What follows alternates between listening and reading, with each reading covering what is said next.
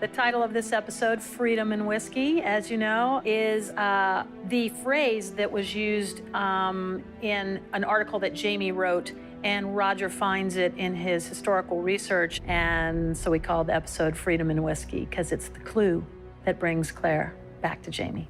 The costume that Claire makes for herself and then travels back in time with, we called it affectionately the bat suit. And I think that came out of a discussion where we were talking about the costume and that Claire had to have various things and pockets that she needed to hide in it.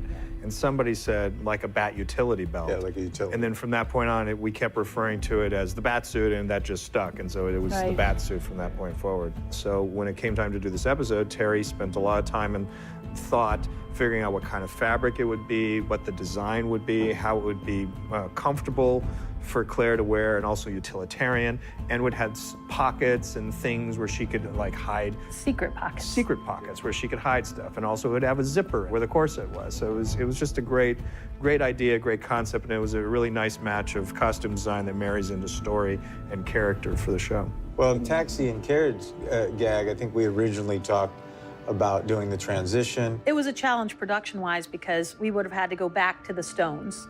And I got this call at some point, like, can we do this anywhere other than the Stones? And I'm like, time travel somewhere different than the Stones? How am I supposed to do that? And there is a prologue in the beginning of the book that is about where Claire talks about walking through puddles and how it felt like an endless, hole that you fall into. And I'd always loved that. So we took that from there and came up with the idea to do an actual puddle that she steps from.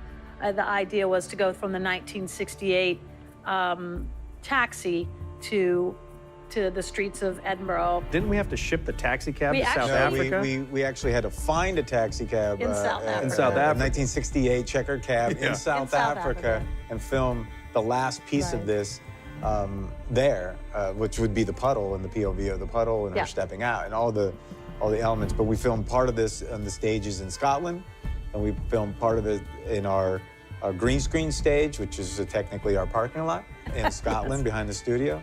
And then that's the carriage.